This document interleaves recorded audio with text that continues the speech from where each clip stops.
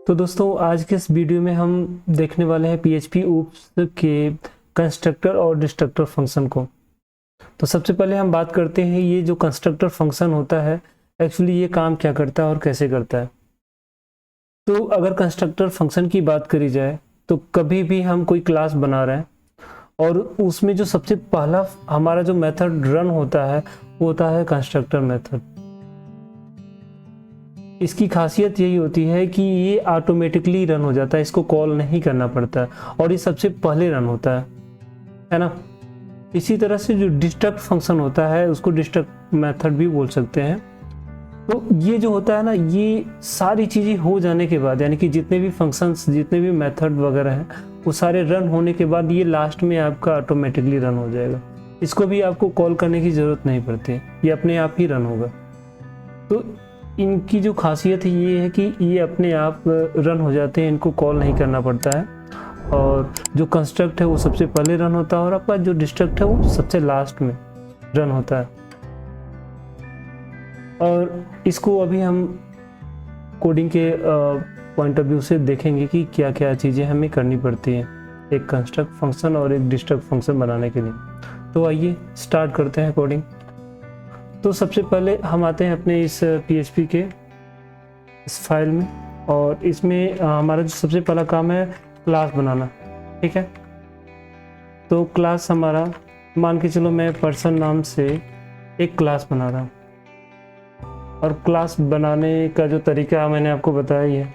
अगर आपने वो वीडियो नहीं देखा हमारा पिछला तो आप जाके उसको भी चेकआउट कर लीजिए ताकि आपको क्लास ऑब्जेक्ट और प्रॉपर्टी मेथड के बेसिक कॉन्सेप्ट आपको आसानी से क्लियर हो जाए आपके। तो चलिए इसमें हम सबसे पहले क्या करते हैं, अपना एक पब्लिक प्रॉपर्टी डिफाइन करते हैं। तो ये हमारा पब्लिक हो गया और मैं पब्लिक में लेता हूँ नेम। तो ये मेरा एक प्रॉपर्टी हो गया। एक मेथड बनाते हैं। तो सबसे पहले मैं मेथड बनाता हूँ एक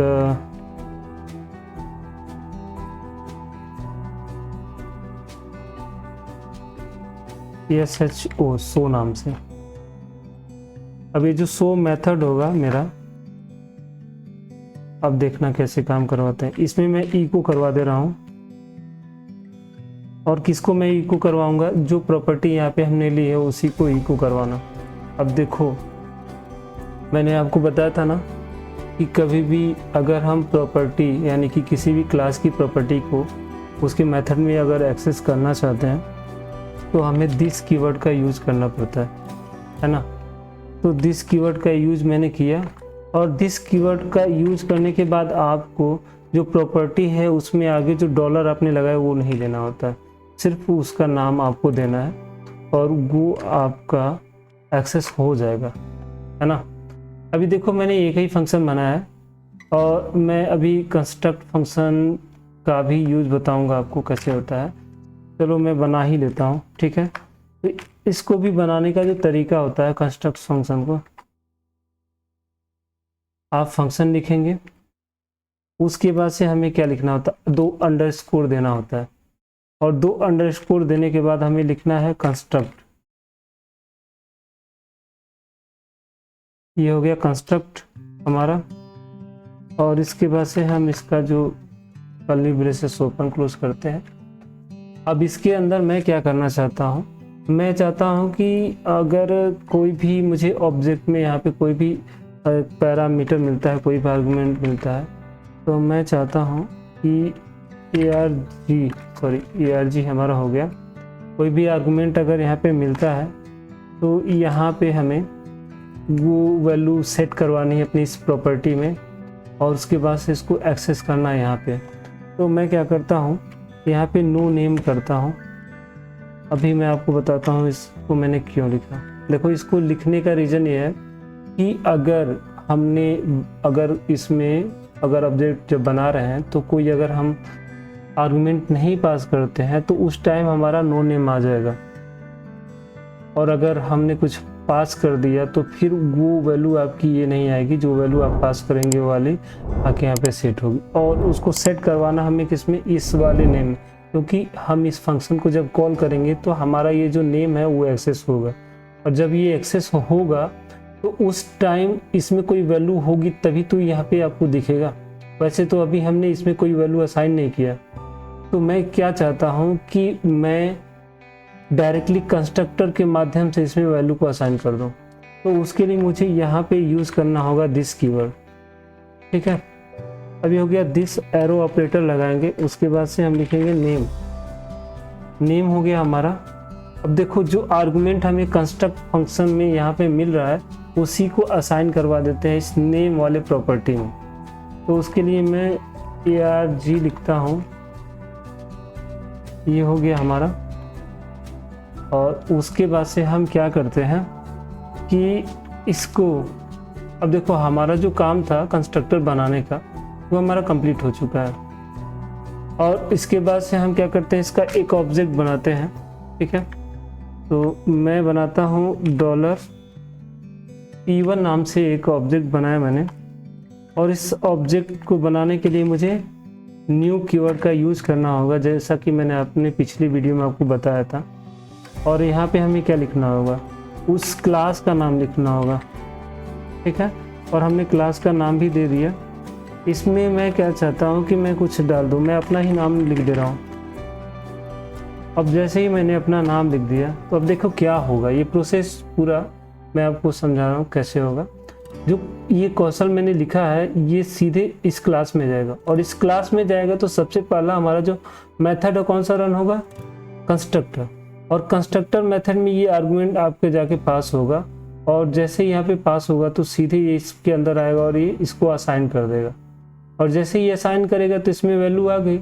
अब ये जो वैल्यू आई हुई है तो हम क्या कर रहे हैं, दूसरा एक मेथड है शो नाम का, तो इसमें हम इसी वैल्यू को क्या करवा रहे हैं, प्रिंट करवा रहे हैं। तो हमें रिजल्ट मिल जाना चाहिए। तो अब देखो कैसे मिलेगा, हमने तो वैल्यू असाइन करवा दी ना। अब हमें जो P1 ऑब्जेक्ट हमने बनाया हुआ है उसमें से हमें उस मेथड को कॉल करवाना होगा जो कि प्रिंट करेगा आपका। तो शो नाम का मेथड हमारा है जो कि क्या करने के लिए हमने बनाया था कि ये क्या करेगा, जो भी वैल्यू इसमें हम पास करेंगे इस प्रॉपर्टी में जो भी रहेगा उसको प्रिंट करवाएगा, है ना। तो अब चलते हैं हम अपने लोकल होस्ट पे और इस बार इसको रिफ्रेश करते हैं तो देखो क्या आता है। देखो यहाँ पे वैल्यू आ रही है ना। अब देखो क्या हो रहा है, अगर मैं कंस्ट्रक्टर फंक्शन को अगर कमेंट करता हूँ तो उस कंडीशन में देखना क्या होगा, यहाँ पे आपको देखो कोई वैल्यू नहीं आएगी। क्यों नहीं आई, क्योंकि आपने वैल्यू तो डाला है लेकिन आपने इस प्रॉपर्टी में तो नहीं डाला ना वैल्यू। तो इस प्रॉपर्टी में जब तक वैल्यू नहीं रहेगी तब तक आपको प्रिंट क्या होगा, आपको कुछ दिखेगा, कुछ नहीं दिखने वाला।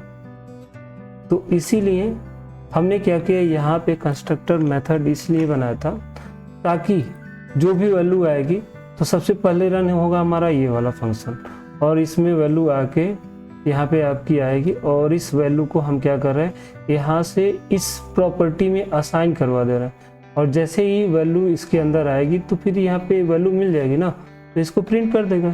तो इस तरह से ये हमारा कंस्ट्रक्टर फंक्शन चलता है। अगर बात करते हैं डिस्ट्रक्टर फंक्शन की तो मैं बताऊँ डिस्ट्रक्टर फंक्शन भी कुछ ऐसे ही काम करता है। अब उसमें चीज़ें क्या होती है, ये सबसे लास्ट में कॉल होता है और अपने आप ही कॉल होता है। अब इसके लिए मुझे लिखना पड़ेगा DE और डिस्ट्रक्ट हो गया, और यहाँ पे मैं लिख देता हूँ अभी देखना मैं यहाँ पे इको करवा दूंगा हेलो, इको हो गया हेलो। अब इसके बाद इसको कॉलन लगा के बंद करते हैं। अब देखो इको है, यहाँ पे आर्गुमेंट हमने दिया हुआ है और ये हमारा हेलो क्यों नहीं हो रहा है, चेक करते हैं। फंक्शन हो गया, देखो सही है ना। अब हम इसको अगर रन करवाएंगे तो देखना दो चीज़ें होंगी हमारे साथ, हमारा नाम मतलब मेरा नाम भी आया और यहाँ पे हेलो भी आया। तो देखो हेलो जो है बाद में आ रहा और इसको हमने कॉल किया यहाँ पे नहीं ना, लेकिन फिर भी ये रन हो गया। तो इसका मतलब यही होता है कि जो हमारा कंस्ट्रक्टर फंक्शन होता है वो सबसे पहले कॉल होता है और अपने आप कॉल होता है, इसको कॉल करना नहीं पड़ता। और जो डिस्ट्रक्टर फंक्शन होता है वो आपका सबसे बाद में कॉल होता है, ठीक है, इसको भी कॉल करना नहीं पड़ता। तो ये खासियत होता है कंस्ट्रक्टर और डिस्ट्रक्टर का। अगर आप डिफ्रेंशिएट भी करना चाहते हैं इनके बीच में तो आपको पता चल जाएगा कि ये क्या से काम कर रहा है। ठीक है, तो आई होप कंस्ट्रक्टर और डिस्ट्रक्टर का मेथड आपको समझ में आया होगा। अगर कोई भी आपकी क्वेरी है, कोई भी आपको डाउट है तो आप कमेंट करके पूछ सकते हैं।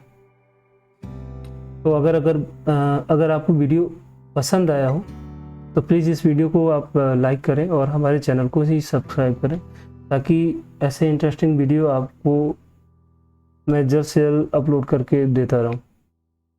तो आज के लिए इतना ही, धन्यवाद।